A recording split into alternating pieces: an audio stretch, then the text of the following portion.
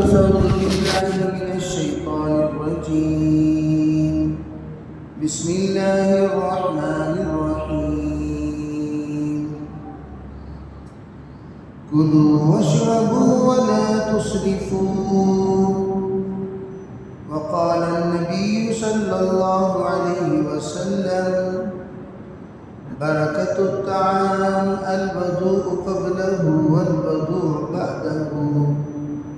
وقال عليه الصلاة والسلام: يا إكراش سم الله كل مما يليك. أو كما قال عليه الصلاة والسلام: اللهم أيدنا بتأييدك، اللهم أيدنا بتأييدك، اللهم أيدنا بتأييدك يا رب العالمين.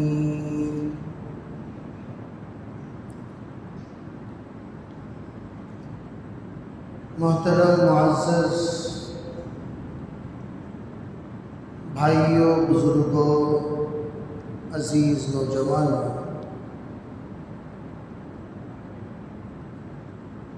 حضرت جناب محمد رسول اللہ صلی اللہ علیہ وسلم بحیثیت معلم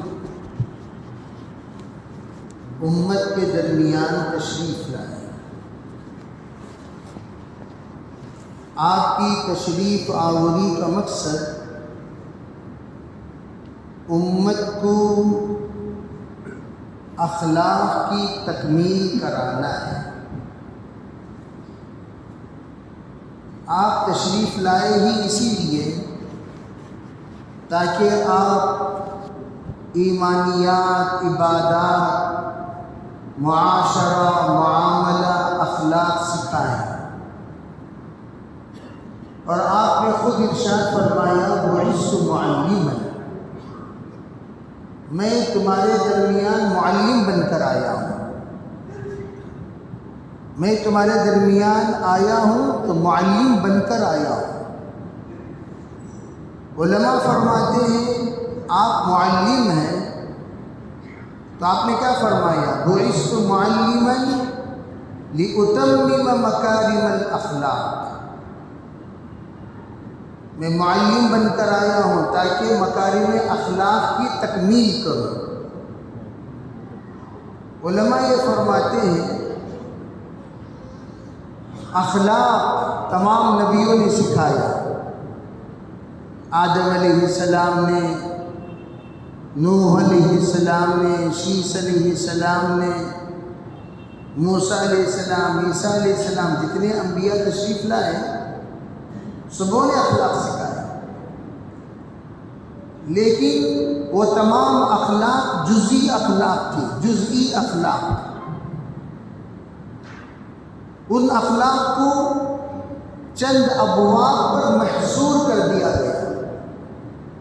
کلی اخلاق انبیاء علیہ السلام پورے کے پورے نہیں سکھائے،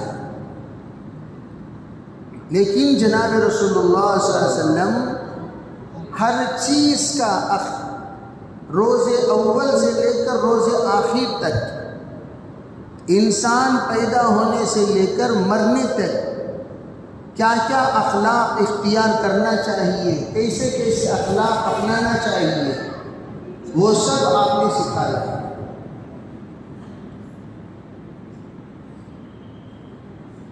اور وہ اخلاق آپ علیہ السلام نے مکمل سکھا کر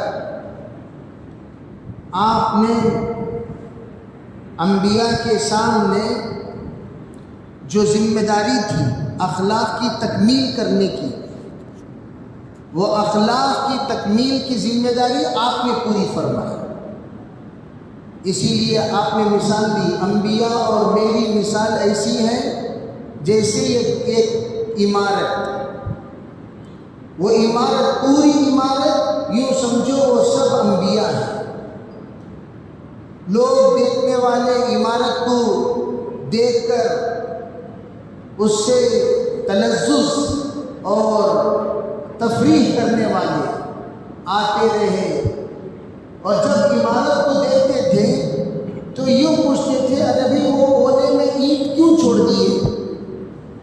ایک اینٹ کی جگہ ہمیشہ خالی رہتی تھی، وہ اینٹ کے بارے میں ہر ایک دیکھنے والا پوچھتا تھا یہ اینٹ کی جگہ خالی کیوں چھوڑ دیے؟ آپ نے فرمایا وہ اینٹ میں ہوں، میں آ گیا، وہ اینٹ کی جو جگہ ہے وہ پر ہو گئی۔ لا نبی بعدی، آپ نے فرمایا میں آخری نبی ہوں، میرے بعد کوئی نبی نہیں۔ گویا اسلام نے جتنے انبیاء کو بھیجنے کا فیصلہ فرمایا وہ پورے انبیاء کی تکمیل کے لیے میں آ گیا ہوں۔ تو جناب رسول اللہ صلی اللہ علیہ وسلم 1,24,000 نبیوں کا تتمہ ہے، تکمیلہ ہے، خاتم ہے۔ آپ کے ذریعے سے اللہ نے سلسلے نبوت کو ختم کر دیا۔ تو گویا سرکار کے ذمے یہ بھی تھی کہ جتنے انبیاء نے جو جو سکھا کر ادھورا چھوڑ دیا وہ تمام ادھورے چھوڑی ہوئی چیزوں کو آپ مکمل کیجیے۔ چنانچہ آپ علیہ الصلوۃ والسلام نماز کی بھی آپ نے تکمیل فرمائی۔ تمام نبیوں نے نماز سکھائی لیکن اس نماز کی تکمیل آپ نے فرمائی۔ روزہ نبیوں نے سکھایا لیکن روزے کی تکمیل آپ نے فرمائی۔ حج نبیوں نے سکھایا لیکن حج کی تکمیل آپ نے فرمائی۔ زکوٰۃ نبیوں نے بھی دیا لیکن آپ نے زکوٰۃ کی تکمیل فرمائی۔ صدقات نبیوں نے بھی سکھایا لیکن آپ نے صدقات کی تکمیل فرمائی۔ اسی طرح آداب نبیوں نے بھی سکھایا لیکن آپ نے آداب کی تکمیل فرمائی۔ تمام آداب جناب رسول اللہ صلی اللہ علیہ وسلم نے مکمل فرما دیے۔ آپ نے فرمایا ادبنی ربی فاحسن تأدیبی، میرے پروردگار نے مجھے با ادب بنایا اور بہترین میری تربیت فرمائی۔ جناب رسول اللہ صلی اللہ علیہ وسلم آداب کس طریقے سے گفتگو کرنا چاہیے، کس طریقے سے بال رکھنا چاہیے، کس طریقے سے مونچھ رکھنا چاہیے، داڑھی ہو تو کیسی ہو، لباس ہو تو کیسا ہو، چال ہو تو کیسا ہو، بیٹھک ہو تو کیسی ہو، دیکھنا ہو تو کیسے دیکھے، انسان بولنا ہو تو کیسے بولے۔ دنیا میں انسان آنے کے بعد جن جن چیزوں کا یہ ضرورت مند ہوتا ہے وہ تمام چیزیں انبیاء نے سکھائی، تو اللہ کے رسول نے ان تمام کی تکمیل فرمائی۔ اسی لیے آپ نے فرمایا بس میں آ گیا ہوں، میرے بعد کوئی نبی نہیں آئے گا، انا خاتم النبیین لا نبی بعدی۔ فرمایا اگر میرے بعد کسی کے اندر نبوت کی صلاحیت ہے تو وہ صرف حضرت عمر رضی اللہ تعالیٰ عنہ ہے۔ لو کان بعدی نبی لکان عمر، حضرت عمر آخری نبی ہو سکتے تھے لیکن اللہ نے عمر کو نبی نہیں بنایا، اللہ نے عمر کو صحابی بنایا۔ تو حضرت عمر جب نبی نہیں بنے تو کوئی نبی نہیں بنے گا۔ یہ بات طے ہو گئی۔ تو میں عرض کرنا چاہتا ہوں اللہ کے رسول علیہ الصلوۃ والسلام فرماتے انا لکم بمنزلۃ الوالد للولد، میں تمہارے درمیان ایسا ہوں جیسے باپ اپنے اولاد کے لیے ہوتا ہے، باپ اپنے بچوں کے لیے ہوتا ہے، جیسے باپ ایک ایک چیز کے اوپر نظر رکھتا ہے، بیٹا کیا کر رہا ہے، بیٹا کیا دیکھ رہا ہے، بیٹا کیا سن رہا ہے، بیٹے کی نظر کہاں ہے، بیٹے کی نظر کیسی ہے، جس طریقے سے باپ اپنے اولاد میں سے ہر ایک کی نظر رکھتا ہے اور رکھ کر کہتا بیٹا یہ لباس مت پہنا کرو، یہ چال مت چلا کرو، یہ صحبت مت اختیار کرو، یہ دوستی اچھی چیز نہیں ہے، ان سے مت، ان کے ساتھ مت رہا کرو، ان کے ساتھ رہا کرو۔ جس طرح یہ باپ کی نگرانی ہوتی ہے اس طرح جناب محمد رسول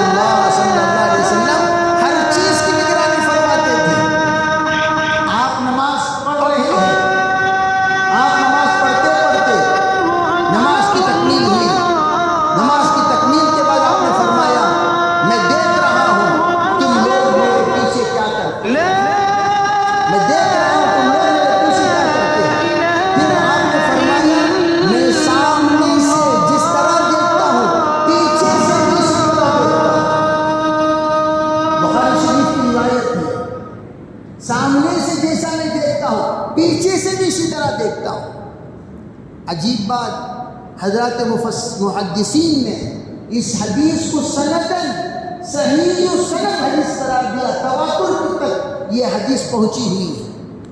اور اس حدیث کی تشریح میں محدثین فرماتے ہیں سرکار دو عالم صلی اللہ علیہ وسلم کو اللہ رب العزت نے ایسے پیچھے کی چیزیں دکھا دیا کرتا تھا جیسے آئینے میں نظر آتی ہے۔ آئینے میں ہم کھڑے ہوئے ہیں، سامنے ہمارے سامنے آئینہ ہے، آئینے میں پیچھے والے نظر آتے کہ نہیں آتے؟ پورا دکھتا تھا۔ بعض نے یوں فرمایا اللہ نے جو مہر نبوت عطا فرمائی وہ مہر نبوت میں دیکھنے کی بھی قوت ہے، مہر نبوت میں دیکھنے کی قوت ہے، تو اس میں چھوٹی سی ایک آنکھ کی شکل ہوتی تھی، فرمایا اس سے پوری چیز نظر آتی تھی پیچھے کیا ہو رہا ہے۔ آپ نے فرمایا تم لوگ رکوع سجدہ صحیح نہیں کر رہے ہو، رکوع سجدہ صحیح نہیں کر رہے ہو۔ آپ نے رکوع اور سجدہ صحیح کرنے کا حکم دیا، وضو صحیح کرنے کا حکم دیا۔ آپ کی نماز ایک مرتبہ خطا ہو گئی، آپ نے سجدہ سہو فرمایا، سجدے سہو کرنے کے بعد پیچھے مڑ کر آپ نے فرمایا اے لوگو تمہارے دلوں کا اثر امام پر پڑتا ہے، تمہارے وسوسے کا اثر امام پر پڑتا ہے، تمہارے بے ڈھنگ کا وضو کا اثر امام پر پڑتا ہے، تمہارے بے ڈھنگ پن کا اثر امام پر پڑتا ہے، تم وضو صحیح نہیں کرتے امام کی نماز میں خلل ہو جاتا ہے، تم وسوسے کے ساتھ کھڑے رہتے ہو امام کی نماز میں خلل ہو جاتا ہے۔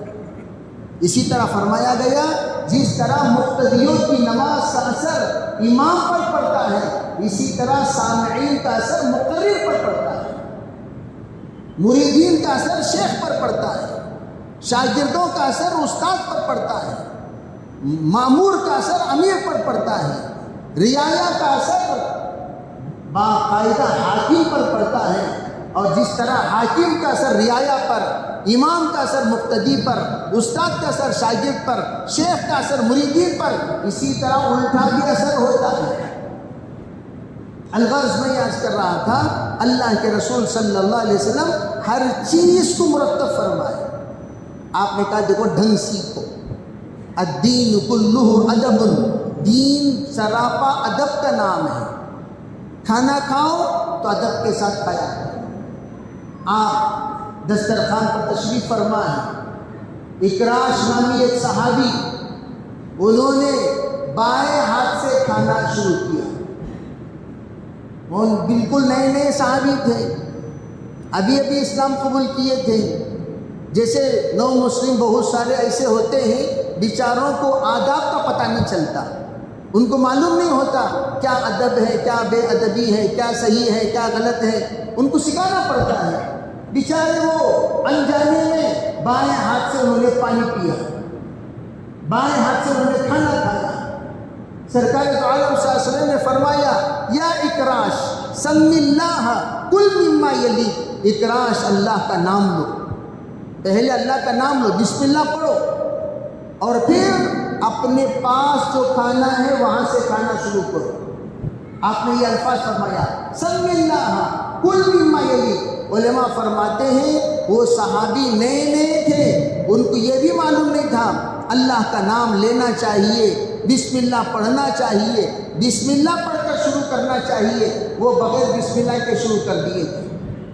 جیسے آج بھی ایک بڑا مجمع ہمارا ایسا ہے جو بسم اللہ پڑھنا ہی نہیں جانتا، وہ بسم اللہ پڑھتے ہی نہیں، حالانکہ جانتے ہیں کہ بسم اللہ پڑھنا ثواب کی چیز ہے، بسم اللہ پڑھنا برکت کی چیز ہے، بسم اللہ پڑھنے کے فوائد کیا ہیں۔ علماء فرماتے ہیں اس حدیث کے تحت جناب رسول اللہ صلی اللہ علیہ وسلم نے فرمایا جس وقت کوئی بندہ دسترخوان پر بسم اللہ پڑھ کر کھانا کھاتا ہے، بسم اللہ بسم اللہ، صرف بسم اللہ، اس پر سب کا اتفاق ہے۔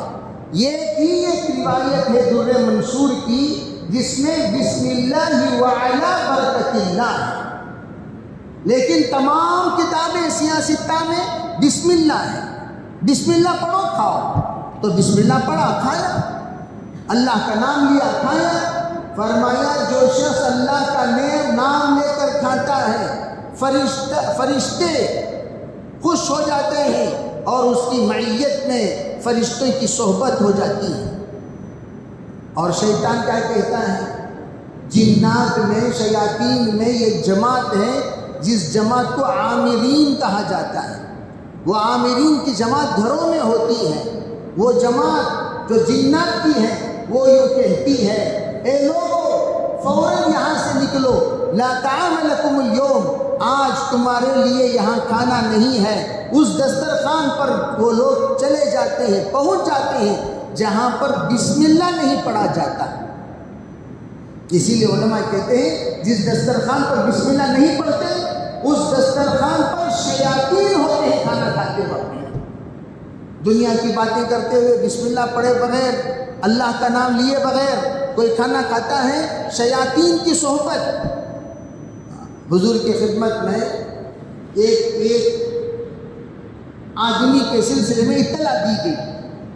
اللہ کے رسول 7 مرتبہ لوگ بیٹھ کر اٹھ گئے، یہ ایک آدمی اٹھنے کو تیار نہیں۔ کیا مطلب؟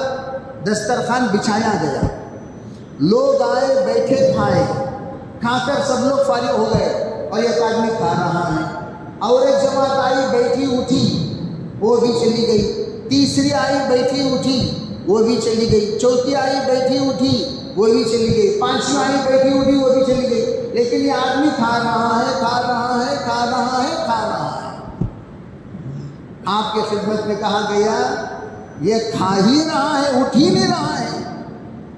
تو حضرت نے فرمایا المؤمن یأکل بمعن واحد والکافر یأکل بسبع امعاء۔ آپ نے فرمایا ارے بھائی یہ جو بسبع امعاء، فرمایا کہ مؤمن یہ ایک آنت سے کھاتا ہے، کافر 7 آنت سے کھاتا ہے۔ کافر کا پیٹ جلدی نہیں بھرتا، مومن کا پیٹ جلدی بھر جاتا ہے۔ مومن جب بسم اللہ پڑھ کر کھائے گا، کھانے کے بعد فوراً وہ جتنا کھانے کی ضرورت ہے اتنا کھانا کھانے کے بعد الحمدللہ الذی اشبعنا واروعنا وانعم علینا وافضل دعا پڑھ کر بندہ اٹھ جاتا ہے۔ جناب رسول اللہ صلی اللہ علیہ وسلم نے حضرت عمر رضی اللہ تعالی عنہ جب 3 دن کے بھوکے، حضرت صدیق اکبر و عمر جب دونوں کے دونوں جناب رسول اللہ صلی اللہ علیہ وسلم کے ساتھ جب بھوک کی حالت میں نکلتے ہوئے باہر چلتے جا رہے ہیں، ابو ایوب انصاری کو اطلاع ملی سرکار باہر نکلے ہیں، ساتھ میں ابو بکر و عمر ہیں۔ ابو ایوب رضی اللہ تعالی عنہ دوڑتے ہوئے آئے، کہنے لگے حضور کیا کتنی بڑی سعادت ہوگی میرے لیے، آپ میرے گھر تشریف لاتے اور دوپہر کا کھانا تناول فرماتے۔ سرکار دو عالم صلی اللہ علیہ وسلم نے دعوت قبول فرمائی اور آپ صاحبین کے ساتھ حضرت ابو ایوب کے گھر پہنچے۔ اور ابو ایوب کون ہے؟ ابو ایوب وہ صحابی ہیں جو سب سے پہلے سرکار کا مدینہ منورہ میں استقبال فرمایا۔ اور اس سے بڑھ کر ایک بات آپ حضرات کو بتانا چاہتا ہوں، ابو ایوب کوئی معمولی ہستی نہیں تھے، کوئی معمولی ہستی نہیں۔ حمیر ایک بادشاہ گزرا، جس طریقے سے مصر کے بادشاہوں کو فرعون کہا جاتا ہے، ویسے یمن کے بادشاہ کو حمیر کہا جاتا ہے۔ فرعون 22 فرعون گزرے ہیں، لیکن وہ فرعون جو موسیٰ علیہ السلام کے زمانے کا فرعون ہے وہی آج تک بھی وتاؤٹ کیمیکل اس کی باڈی جو کے تو باقی ہے، یہاں تک کہ اس کے ناخن بھی بڑھ رہے ہیں۔ اللہ نے اس کو نشانی بنا دیا قیامت تک کے لیے۔ دیگر بھی فرائض موجود ہیں لیکن وہ کیمیکل کے سہارے وہ جی رہے ہیں، یعنی کیا مطلب ان کی باڈی محفوظ ہے تو کیمیکل کے سہارے، اور جو موسیٰ علیہ السلام کے زمانے کا فرعون ہے اس کی باڈی بغیر کیمیکل کے سہارے وہ محفوظ ہے۔ اللہ نے اسے کا قیامت نمونہ بنایا، عبرت کا سامان بنایا، سبق آموز واقعہ بنایا۔ تو اس طرح حمیر اس بادشاہ کو کہتے ہیں جو یمن کا ہے، وہ پکا عیسائی تھا۔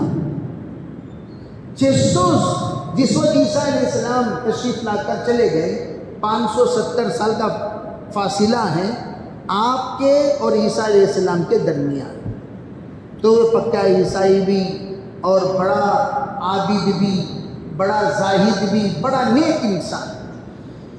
اس نیک انسان کے پاس ایک مرتبہ عیسائی پادری بیٹھ کر، جو اچھے لوگ تھے، صحیح بولنے والے تھے، انہوں نے انجیل کی جو پیشن گوئی ہے وہ سنائی. یأتی من بعد اسمہ احمد، جس طرح قرآن نے پیشن گوئی دی عیسیٰ علیہ السلام کے بعد ایک نبی آئیں گے جن کا نام احمد ہوگا، اسی طریقے سے انہوں نے بھی کہا کہ ایک نبی آنے والے ہیں، مدینہ منورہ ان کی ہجرت کی جگہ ہوگی، اور وہ باقاعدہ آئیں گے، آخری پیغام اللہ کا سنائیں گے، آخری نبی ہوں گے، آخری پیغمبر ہوں گے. تو ان کو یہ سنایا گیا، کھجور کا گاؤں، اونٹوں کا گاؤں.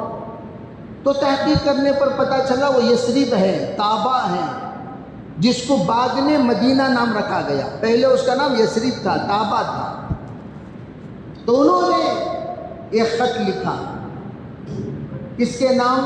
سرکار دو عالم صلی اللہ علیہ وسلم کے نام. خط لکھا اور اس خط میں اپنے محبت کا اظہار فرمایا، عقیدت کا اظہار فرمایا، اپنے ان پر ایمان لانے کا اظہار فرمایا کہ میں آپ پر ایمان لانے والوں میں سب سے پہلا ایمان والا ہوں، جو آپ پر آپ کا کلمہ پڑھ رہا ہوں، آپ پر ایمان لا رہا ہوں. اگر میری زندگی میں آپ تشریف لائیں گے تو میں آپ کو ایسا ساتھ دوں گا جیسے چچازاد بھائی کو ساتھ دیتا ہے. اس طرح ایک خط لکھ کر انہوں نے ایک مکان بنوایا، 2 چھتی کا مکان اس زمانے کا. مکان بنانے کے بعد انہوں نے اپنے وارث کو وہاں ٹھہرایا اور کہا بیٹا آج نہیں تو کل ضرور وہ آئیں گے، جب آئیں گے تو اس گھر میں قیام کرانا، اس گھر میں قیام کرانا، سب سے پہلا استقبال تو کرنا اور ان کی خدمت تجھے کرنا ہے، اور جو ہی آئے سب سے پہلا میرا خط ان کو پہنچا دینا. ام قوم تبع، جہاں پر قرآن پاک میں موجود ہے، اس کے حاشیے میں جلالین میں یہ واقعہ منقول ہے. جس وقت اللہ تعالیٰ ہجرت کا حکم دیا جناب محمد رسول اللہ صلی اللہ علیہ وسلم کو، اب آپ ہجرت فرما کر جب مدینہ منورہ تشریف لائیں، تشریف لانے کے بعد دیکھیے اللہ کا عجیب و غریب نظام. اللہ نے ہجرت فرمانے کا حکم تو دے دیا لیکن قیام طے نہیں فرمایا. قیام کے بارے میں کیا ہوا؟ اونٹنی کو، جو قصوہ ہے حضور کی اونٹنی، اس کے سلسلے میں اللہ کے طرف سے اشارہ ہوا. آپ یہ فیصلہ اس لیے کہ دیکھیے مکہ یہ حضور کا ددیال ہے، مدینہ یہ حضور کا ننیال ہے. مدینہ میں حضور صلی اللہ علیہ وسلم کے چاہنے والے بہت، اور عموماً آپ دیکھتے ہیں نانی کے گھر میں محبت بھی عجیب و غریب ہوتی ہے. ددیال میں بعض لوگوں کی اتنی محبت نہیں مل سکتی جتنی محبت ننیال میں مل جاتی ہے. تو اسی طرح کا معاملہ تھا سرکار کا بھی. ددیال والوں کی طرف سے حالات پر حالات، حالات پر حالات، حالات پر حالات، لیکن ننیال والوں میں استقبال کا ایک جذبہ پیدا ہوا، استقبال کیا انہوں نے. تو اب سب کے سب محبت سے نچھاور ہو رہے ہیں، سب مشتاق ہیں، سب مخلصین ہیں، سب کے سب قابل قدر ہیں، سب کے سب قابل احترام ہیں. عربی سب مل کر حضرت آپ ہمارے پاس، حضرت آپ ہمارے پاس، حضرت آپ ہمارے پاس. عربی کس کو چھوڑیں، کس کو پکڑیں، کس کو منتخب کریں، کس سے معذرت کریں، یہ بات تو بہت دشوار ہو جاتی ہے. تو وہاں بھی اسی طرح دشوار ہوئی. سرکار دو عالم صلی اللہ علیہ وسلم کو اشارہ ہوا آپ یہ فیصلہ اپنے ذمے نہ رکھیں، آپ کے ذمے رہے گی تو پھر یہ فیصلہ اگر آپ کریں گے تو لوگ یہ سوچیں گے دیکھا ان کو منتخب کیا اور ہمیں چھوڑ دیا، دیکھا ان کو چنا. تو اس طریقے سے دل شکنی کا سبب بنے گا. آپ یہ فیصلہ چھوڑ دیجیے اس پر جس کے اوپر کوئی اعتراض کر ہی نہیں سکتا. اب کون ہے وہ؟ کیا صدیق اکبر کے حوالے کریں یا کسی اور کے حوالے کریں؟ کیا کریں، کیا نہ کریں، کیسا کریں، کیسا نہ کریں؟ عجیب تذبذب. اللہ کی طرف سے اشارہ ہوا آپ اپنے سواری قصوہ کے اوپر چھوڑ دیجیے۔ کائنات میں سب سے پہلا واقعہ کہ ایک سواری کے تابع وقت کے نبی کو کر دیا گیا، حقیقت میں یہ بڑی حکمتوں والی باتیں تھیں، اور اللہ کی طرف سے اشارہ ہو رہا ہے۔ وہاں سے جی پی ایس اللہ کی طرف سے طے ہو گئی، لوکیشن بھی طے ہو گئی۔ اب وہ جی پی ایس جو من جانب اللہ دماغ میں فیڈ ہو گیا ہے قصوہ کے، اب قصوہ پر جی پی ایس کے مطابق چل رہا ہے۔ میں مثال کے طور پر بول رہا ہوں جی پی ایس، وہ جی P S P P S وہ سب میں تھا کہاں، تو میں یہ عرض کرنا چاہتا ہوں یہ من جانب اللہ اشارہ ہو رہا ہے، آگے بڑھو، ایک ایک قدم قصوہ آگے بڑھ رہا ہے، وہ غور سے معائنہ کر رہا ہے۔ روایتوں میں، سیرت کی کتابوں میں یہ بات لکھی ہے، قصوہ ایسا دیکھ رہا تھا جیسا وہ سب کچھ جانتا ہے، بڑے غور سے گھروں کا مطالعہ کر رہا ہے، بڑے غور سے گھروں دیوار کا مطالعہ کر رہا ہے، کھڑے ہو کر دائیں کا بھی مطالعہ کرتا ہے، بائیں کا بھی مطالعہ کرتا ہے، پھر چند قدم آگے رکھتا ہے، پھر دائیں کا بھی مطالعہ کر رہا ہے، بائیں کا بھی مطالعہ کر رہا ہے، پھر چند قدم ایسا محسوس ہو رہا تھا اس کے مطالعے کو دیکھ کر، اب میرا گھر منتخب ہو جائے گا، میرا گھر منتخب ہو جائے گا، میرا گھر چن لیا جائے گا، میرا گھر کا انتخاب ہو جائے گا، میرے لیے سعادت مل جائے گی، میرے لیے نصیب میں مل جائے۔ یہ اس طرح کی ایک عجیب خوشی، اور سب کے سب مخلصین۔ اب وہ گھر کا مطالعہ کیا کر رہا تھا؟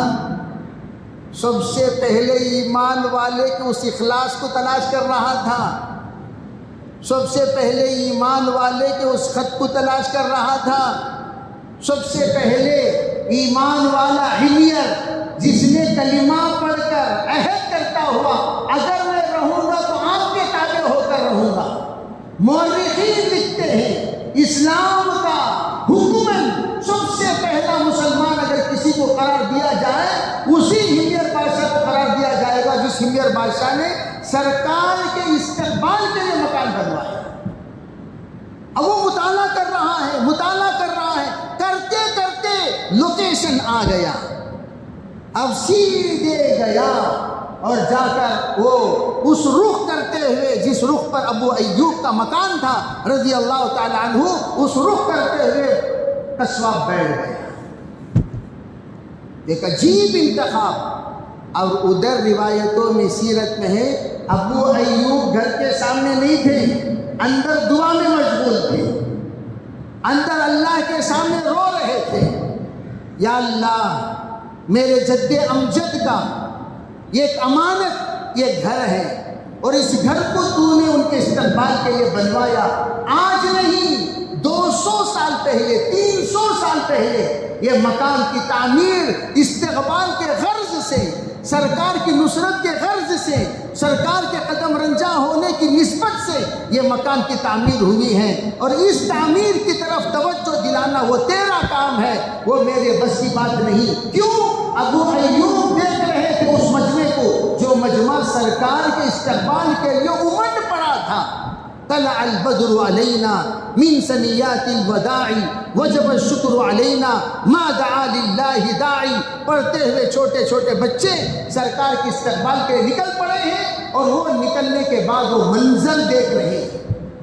اور وہ قصوہ جو ہی رکا، حضرت ابو ایوب بڑے ہی ادب کے ساتھ باہر تشریف لائے، سرکار دو عالم صلی اللہ علیہ وسلم کو ہاتھ میں ہاتھ دے کر آپ کو اتارا، اور سواری کے بعد آپ نے بڑے ادب کے ساتھ لے جا کر آپ باقاعدہ گھر کے اندر قیام کروایا۔ ایک عجیب بات پیش آئی، وہ کیا بات پیش آئی؟ فرمایا، بڑا لمبا واقعہ ہے، انشاءاللہ سیرت کے موقع پر بیان کیا جائے گا، کہ حضرت ابو ایوب نیچے قیام تو کرا دیے، ادب بتانا چاہتا ہوں، ادب آج کل تو ماشاءاللہ بے ادب دن بدن بڑھتے جا رہے ہیں، بے ادبیوں کا زمانہ ہی بے ادبوں کا ہے۔ ادب کیا چیز ہے لوگ کہاں جانتے ہیں؟ جب بکنا شروع کرتے ہیں نہ باپ کو دیکھتے ہیں، نہ دادا کو دیکھتے ہیں، نہ چچا کو دیکھتے ہیں، نہ تایا کو دیکھتے ہیں، نہ ماں کو دیکھتے ہیں، نہ خالہ کو دیکھتے ہیں، نہ پھوپھی کو دیکھتے ہیں، نہ نانی کو دیکھتے ہیں، استاد کو بھی نہیں دیکھتے، علماء کو نہیں دیکھتے۔ ارے بھئی یہ کون ہے جس کے سلسلے میں زبان درازی کر رہا ہوں؟ میں ہمیشہ کہا کرتا ہوں، سنو، تنبیہاً یہ عرض کرنا چاہتا ہوں، اگر علماء کے سلسلے میں، اولیاء اللہ کے سلسلے میں، اکابرین کے سلسلے میں، بزرگوں کے سلسلے میں دلوں میں نفرت رکھو گے، زبان پر غیبت رکھو گے، سنو میری بات، دلوں میں نفرت رکھو گے، زبان پر غیبت رکھو گے، ذہنوں میں کدورت رکھو گے، بغیر ایمان کے دنیا سے جاؤ گے۔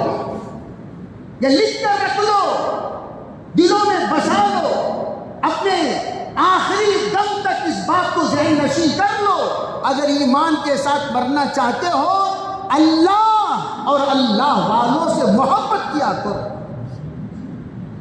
یہ نفرتیں اچھی چیز نہیں ہے، منہ میں جو آیا بک دیا، منہ میں جو آیا کہہ دیا، ادھر سنو ادب، ادھر دیکھو ادب۔ جب دیکھا ابو ایوب انصاری نے نیچے کے مکان میں سرکار تشریف فرما ہے اور اوپر میں فرمایا پوری رات ابو ایوب رضی اللہ عنہ، ان کے اہلیہ محترمہ، ان کے پورے بچے دیوار سے چپک کر بیٹھ گئے، ہرگز رات بھر نہیں سوئے۔ یہ سوچ کر نیچے سرکار، اوپر ہم، یہ بے ادبی کہاں سے قابل برداشت ہے؟ اوپر نیچے سرکار، اوپر ہم سوئے اور آپ کی بے ادبی ہوئی۔ سرکار یہاں آرام فرما رہے ہیں، اوپر کی چھت میں سب کے سب پوری رات جاگ کر دیوار سے چپک کر کھڑے ہوئے ہیں۔ کہیں سامنے کی چھت اگر ہم سوئیں گے سرکار کی بے ادبی ہوگی۔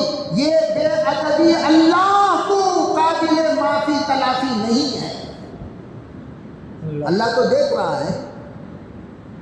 ابو ایوب دوسرے دن بڑے ادب سے تشریف لائے اور سرکار کے سامنے پورے خدمات کے ساتھ بڑے ہی آداب کا لحاظ رکھتے ہوئے عرض کرنے لگے، سرکار دو عالم صلی اللہ علیہ وسلم سے، حضور بڑے ہی ادب سے یہ عرض کرنا چاہتے ہیں کہ ہم جانتے ہیں کہ آپ کو نیچے زیادہ سہولت ہوگی، لیکن اوپر کے مقابلے میں ہم نے اوپر کا نظام ایسا بنایا ہے کہ انشاءاللہ آپ کو کسی طرح کی تکلیف نہیں ہوگی، ہر طرح کے سہولتیں ہم مہیا کریں گے، مہربانی ہوگی کہ آپ اگر اوپر تشریف لے جاتے، ہم لوگ نیچے رہ جاتے ہیں۔ یہ بے ادبی کہ آپ نیچے اور ہم اوپر، یہ ہمارے لیے قابل برداشت نہیں ہے۔ سرکار نے اس ریکویسٹ کو، اس درخواست کو قبول کیا اور حضور جا کر اوپر قیام فرمایا۔ خیر ابو ایوب کے گھٹی میں تو سرکار دو عالم صلی اللہ علیہ وسلم کی خدمت تو تھی ہی۔ جس وقت دیکھا کہ دوپہر کے وقت میں صدیق اکبر، عمر فاروق سرکار تشریف لا رہے ہیں، دوڑتے ہوئے حضور حضور حضور ضیافت قبول کیجیے، آپ تشریف۔ دیکھو مخلصین جب ضیافت کے لیے بلاتے ہیں قبول کر لیا کرو۔ ان کے ضیافت میں اخلاص، للہیت، صرف اللہ کو راضی کرنے کی نیت ہوتی ہے۔ مفتی اشرف علی صاحب رحمۃ اللہ علیہ ایک مرتبہ واقعہ بیان کرنے لگے، ایک صاحب آئے، کہنے لگے حضرت السلام علیکم صاحب، پہچانے کا حضرت؟ بولے بھائی ہم تو نہیں پہچانے۔ حضرت آپ نہیں پہچانے؟ نہیں پہچانے۔ کہ حضرت ایک مرتبہ آپ ہمارے پاس ضیافت پہ تشریف لائے تھے نا۔ حالانکہ لائے تھے یا بلائے تھے، کہ الفاظ میں تو فرق ہونی چاہیے، لائے تھے یا بلائے تھے۔ آپ آ کر التجا کیا، درخواست کیا، منت سماجت کی، ریکویسٹ کیے اور ہر طرح کی خوش آمدید کیے۔ خوش آمدی کے بعد ہم چلو بھائی مخلص لگ رہا ہے، آمدہ ہوئے تھے بھائی، ہونا چاہیے۔ تو حضرت نے فرمایا ہم ایک بار آنے کی جگہ یاد نہیں رکھتے، بار بار آنے کی جگہ ہی یاد رکھتے ہیں۔ زندگی میں ایک بار روٹی کھلا ڈال کو اتنے باتا، زندگی میں ایک بار چائے پلا ڈال کو اتنے باتا، زندگی میں ایک بار احسان کرا ڈال کر اتنے باتیں۔ لا يدخل الجنت منان، یہ بات اچھی طرح سمجھے، احسان جتلانے والا جنت میں کبھی داخل نہیں ہو سکتا۔ ہم یہ کیے، ہم وہ کیے، ہم نے تم پر یہ احسان کیا، احسان، ارے تم نے احسان کیا تو تمہاری سعادت کی بات ہے، تم احسان جس وقت جتلاتے ہو پوری نیکی ختم ہو جاتی ہے۔ لا تبطلوا اعمالکم بالمن والاذى۔ تو یہاں ابو ایوب آئے، لے کر گئے، اور سرکار نے بڑے اخلاص سے قبول کر لیا، اور آپ جس وقت دسترخوان پر بیٹھے ذبح کر دیا ہے ابو ایوب نے، سرکار دو عالم صلی اللہ علیہ وسلم کے لیے چھوٹا سا ایک دمبا اور کھجور وغیرہ لا کر، خشک اور تر دونوں کھجوریں اس میں موجود تھیں، لا کر پیش خدمت کر دیا، اور سرکار دو عالم صلی اللہ علیہ وسلم نوش فرماتے رہے۔ اتنے میں کھانا بن گیا۔ سرکار نے سب سے پہلی مرتبہ روٹی لیا، گوشت کے ٹکڑے رکھے اور رکھ کر فرمایا ابو ایوب لے جاؤ، فاطمہ کے گھر بھی پہنچا دو کہ اس بندی نے بھی 3 دن سے کچھ نہیں چکا، 3 دن سے۔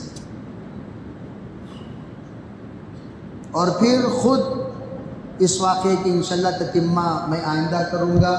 اس کے بعد بہت اہم مسائل اس کے بعد پیش آتے ہیں، اور آپ نے عجیب بات فرمائی تھی، آپ نے اس وقت میں دعا بھی سکھائی، انشاءاللہ وہ دعا اور بات آئندہ بتاؤں گا۔ اللہ تعالیٰ ہمیں عمل کی توفیق عطا فرمائے، ادب کی توفیق عطا فرمائے، بے ادبی سے حفاظت فرمائے، گستاخی سے حفاظت فرمائے، قدردانی کی توفیق عطا فرمائے، ناقدری سے حفاظت فرمائے۔